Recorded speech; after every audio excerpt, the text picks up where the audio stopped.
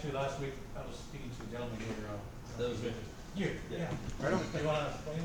Oh, I think we talked about this briefly, but basically, I'm looking for data related to phone usage accidents. Oh, yeah. Car accidents. Interesting. Seeing what we can do with it. If there's an accident, there's probably a police report, right? I'm looking at you, Randy. Resident crime data. No, Expert. that would not come to the level of the normal crime reports. Okay. There was also another idea of seeing, I don't know if traffic tickets are public, and then mapping out where the areas of highest traffic tickets or the issues where Oh, sure, yeah. the biggest intersections where more traffic tickets are given, and then maybe that'd be an area where a problem area, God knows what the problem is there, maybe there's signs that are not correctly, or maybe it's just. Sure. The City of Houston courts there are records in there that you could access. Actually, there was or a request. project. You told me about this project a couple years ago where somebody, I think it was just one person working by herself, made this tool where you could like get a heat map of all the accidents in Houston, and then you could actually like click on a place on the heat map, and then it would show you like a Google Street View of like that area, so you could look around for exactly like what you were saying, like if a sign wasn't posted correctly, or if it was like a tight turn or something like that, or a blind turn. So she must have had access to that data somewhere, but that was a few years ago. Maybe I could dig it up on DevPost or something. I'm pretty sure that TransStar has an API, and that they, don't quote me on this, but I seem to recall that you have to like apply to get access to it. It's not open, but it is available. I think so, and we can look into that in a little bit. Yeah, given it's such a big city with so much traffic, there may be if you have like a heat map, you can see the heated areas, and then. Yeah, totally. That is one option, but there is another. What is the other option?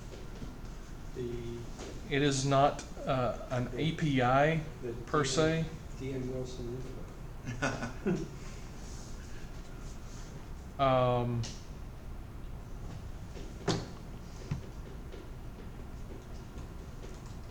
Through analysis of TransStar's own traffic map.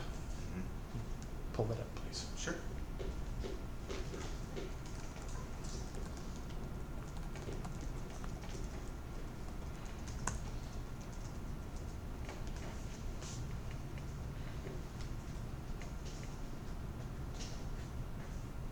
And in the top right corner, hit Google Maps interface. Okay, through analysis of this page,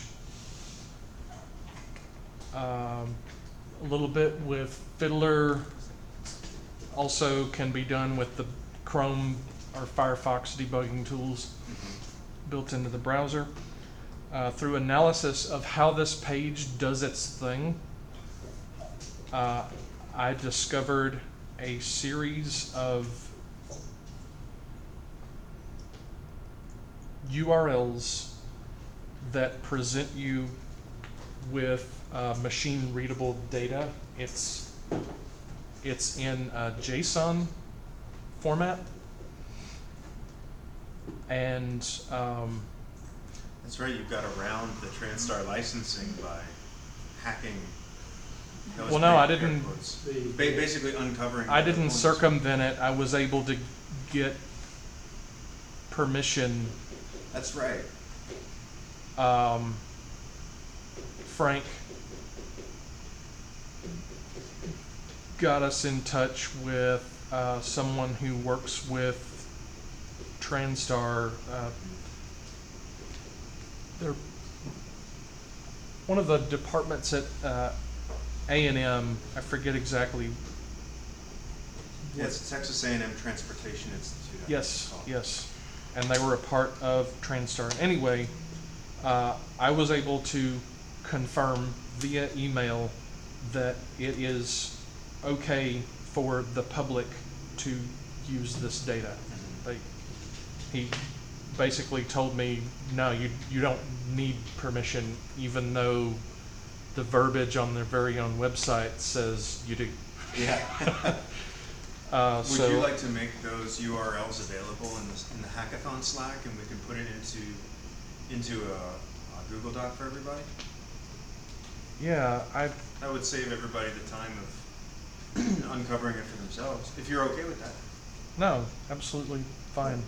I would have posted it on the Houston data portal long ago, except You can't post it. random folks aren't allowed to add stuff there. That's right. And it looks like it's got some good metadata, although it doesn't have you, oops. This is real time? This is real time. Or close enough. Close enough. Yeah, within a few minutes. But so it looks like it gives you accident data, metadata, but I'm not sure it gives you like incident notes or anything like that. But it could give you, at the very least, it can give you some good info about where accidents are happening. Right. That's right. And as of a couple of months ago, I incorporated not all, but part of data from TrainStar into my project to Oh, yeah. give a better overall view of traffic incidents, and as well as, you know, fires and other things that are handled by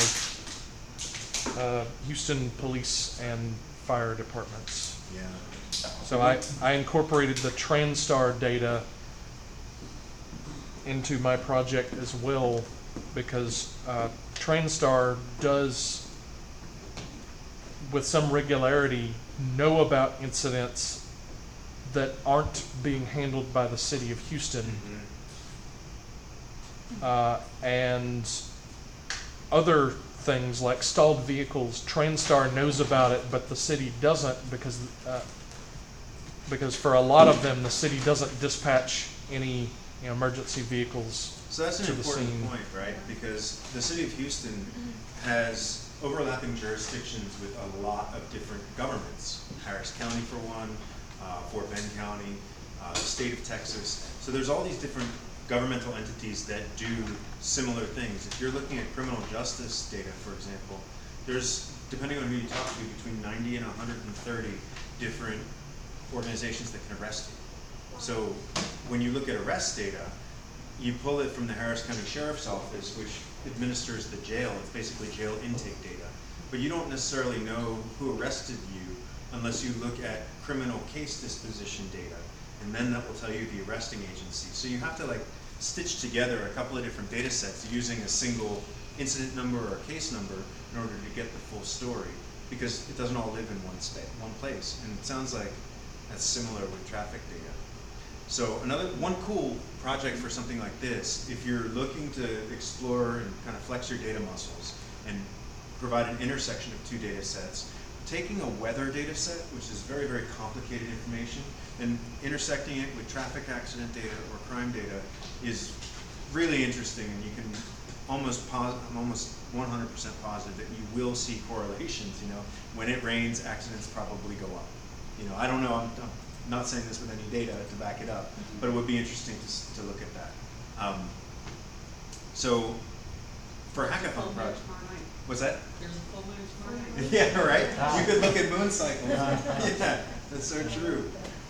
I mean, those are cool hackathon projects, right? Those are projects that allow you to integrate or correlate two different disparate data sets and draw inferences from it. Whether or not they're causal, who knows? But it would be kind of cool to look at all the different things that happen when the full moon is out, you know, or if there's a spike in a certain type of crime. If you're into that, you know, and that's what the hackathon is really there for, is to explore things that you're interested in. You would need to go into historical data and then graph to see Yeah, if there are correlations or if there are patterns.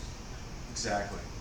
Exactly. Or looking at, so there was one hackathon project from a hackathon at Rice, a policy hackathon, that looked at TransStar data, and they wanted to know if you had less exits on the highway, what would that do to traffic? So they looked at scheduled exit closures over the course of a couple of months, and what they found was that when the exits, certain exits were closed, traffic moved on average 7 or 8 miles an hour faster, I believe, because there was more concentrated, people were getting off, instead of trying to skip and clog the feeder roads. You know how people do, they'll get off early and then it'll clog up. People got off at the exits they were supposed to get off at. Traffic flowed the way it was supposed to because there were fewer options. And they actually showed a statistical significance in the increase of traffic flow.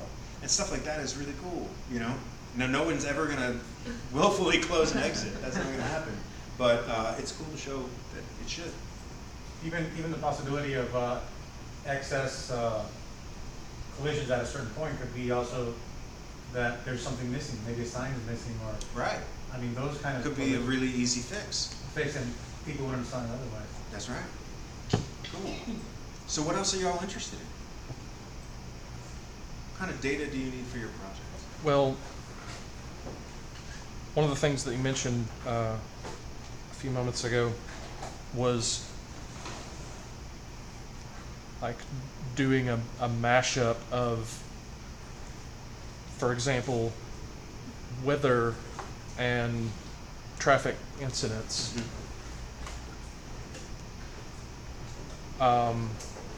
One of the things that my project does is archive the incident data that I get from the city of Houston and, again, as of a few months ago, TransStar, and I archive all of it, so there's historical data that you can look through. To my knowledge, neither of the data sources that I consume, neither TransStar nor the city, provide historical data, at least not without a Records request? Records request. Well, if you wouldn't mind, maybe you could make that data available just in a flat file on DataWorld so that people could download it. If you want to. I don't like the whole administrative overhead aspect of a flat file that I or somebody would have to periodically update it or upload a new one, which is why I would rather just make an API to let people access that Even from better. me. Yeah, that's great. And you bring up a good point, right? What happens when there's data that you want, it's not there? You do some creative Googling, and we can go over that in a second, but what happens when it's not there? In Texas, we have the Texas Public Information Act request, which means that any request you make in writing to a government official is taken through a mechanism called the TPIA process, and they have to respond within 10 business days. And they have to tell you, they either have to release the data, tell you how much it's going to cost if it costs them any money, or they have to deny it and cite the statute for which they're denying. So, it's security or it's proprietary information or things like that. But you can trigger a TPIA request simply by writing an email. So it's very powerful. So if there's data that you think they have that is not out there, send them emails. They love that. Do you have to reference anything specific to? You don't have to reference the TPIA. It's automatically triggered when it's a request in writing, which is also why you have to be careful making requests that you don't want to go through a statutory process. But you can also say, under the Texas Public Information Act, I'm requesting this data. If you want to make it explicit, it's also helpful if you talk to some of the city people who come to the hack nights. Was anybody from the city this week? No. Usually every week we have somebody from the city. It's helpful if you talk to them and they tell you, hey, it's easy for us to release this data, or that's going to be tough, but we've got this and it might be helpful. That kind of smooths the TPIA process along a little bit. What about school district information, students? That's a good question. So boundary information and representative information. So the school district boundaries and the boundaries for the elected districts are available on the data portal. beyond that, there's a couple of different data sets for it. And I forget exactly what it's called, but there's an attendance boundary data set that tells you all the elementary school, middle school, and high school attendance boundaries with a few notable gaps. It's a national data set, and if you Google attendance boundary data set, it'll pull up. Actual student data is kind of hard to come, like, it's impossible to come by. But there's also data sets like Children at Risk that do an elementary school rating system that you can get. And there's also Texas Rising Star certification for like early childhood centers that will tell you the quality indicator of whether or not it's a good ECE center. And What was the name The of the state last of one? Texas score. Texas Rising Star. The What's state that? of Texas scorecard. Yes. Yeah, so that's STO, yeah. Yeah. So that's interesting information to be able to pull in. Because I was wondering how that related to, and you said how that related to students in U of H or Rice or. How interesting is like a local feeder pattern. That would be really interesting. I'm sure that, I wonder if UH would be willing to release that to some degree, maybe by zip code or something like that, where you could start to see prevalence. A lot of this whole data stuff is about creative sleuthing and asking the right questions. Because obviously UH isn't going to release student data to the wild, but they can abstract it to some degree if you have somebody sympathetic on the other side. Yeah. What else are you all interested in?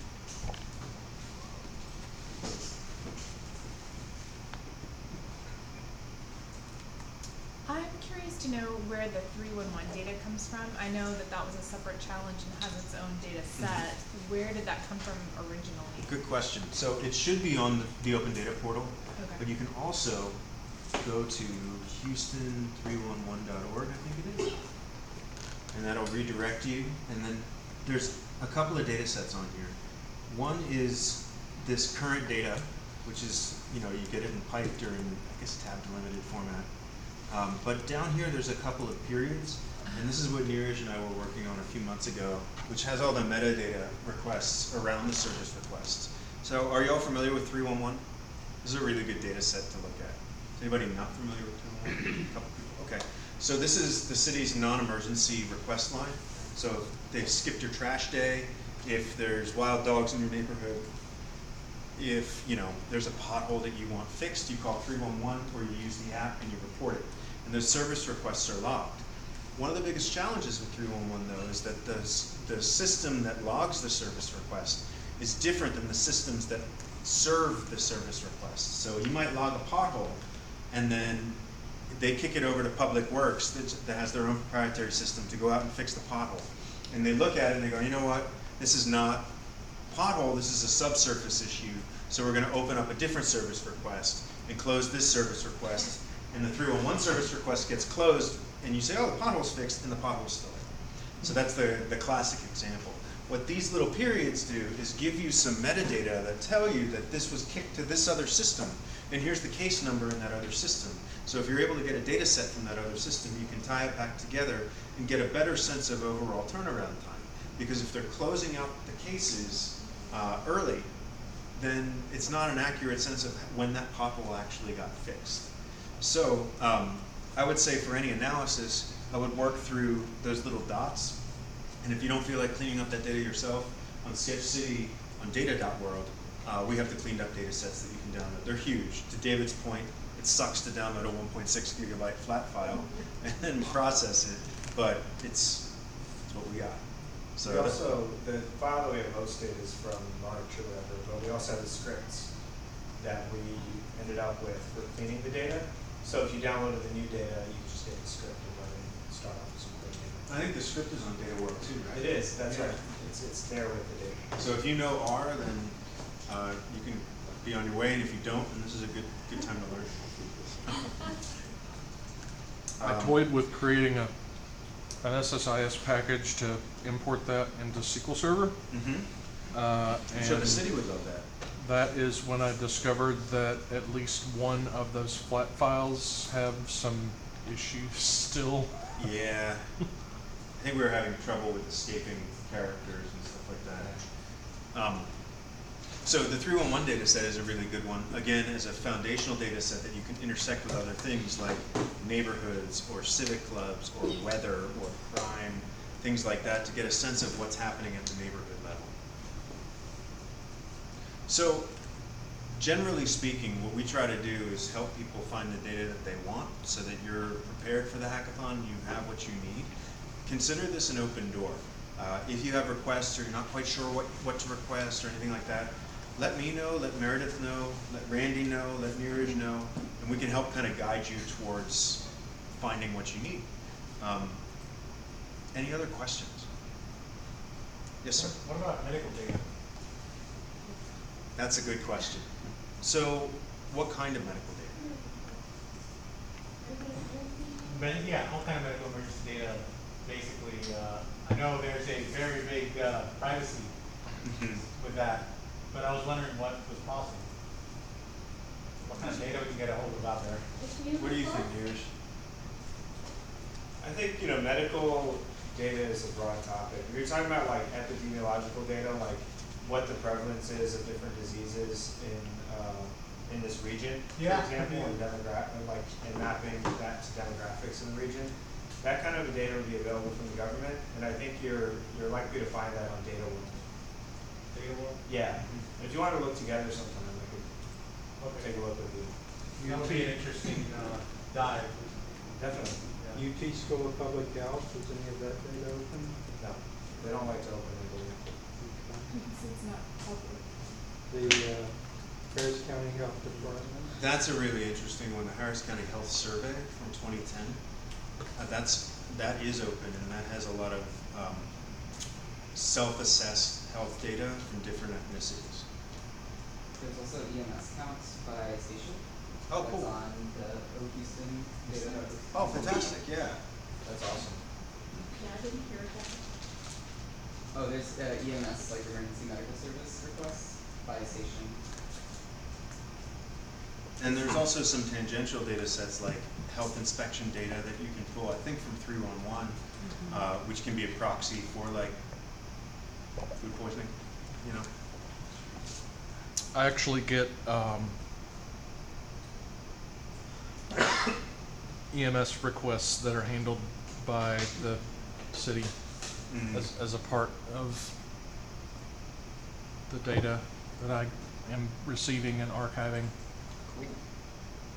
If you look at my map on any given day, there'll be quite a few markers with a light blue E for EMS. So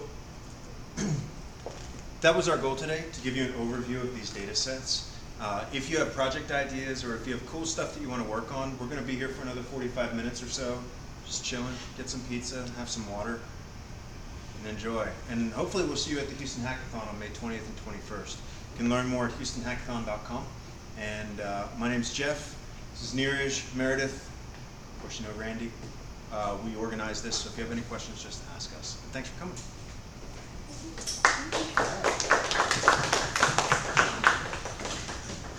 Good place to new ideas. Oh, I love it. I love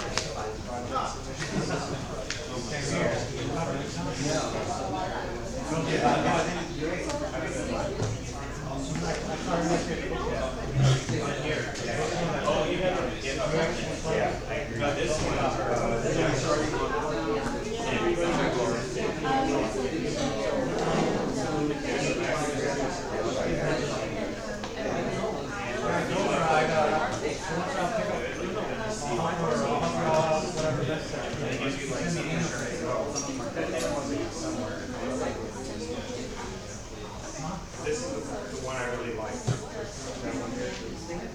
So, she's a student from somewhere.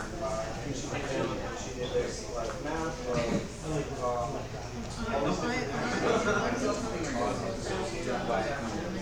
and then there's also like that site.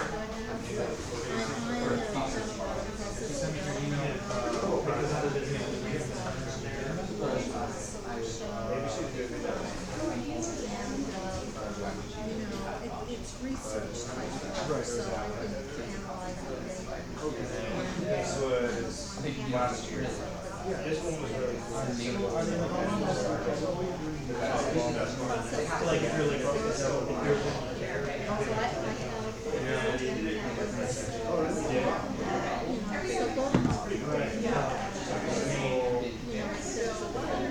Website.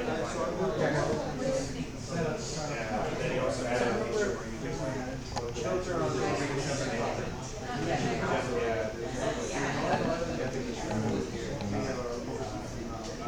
and then I was I mean I can make it, but there's all that, and then There's like one of those, well right here like that.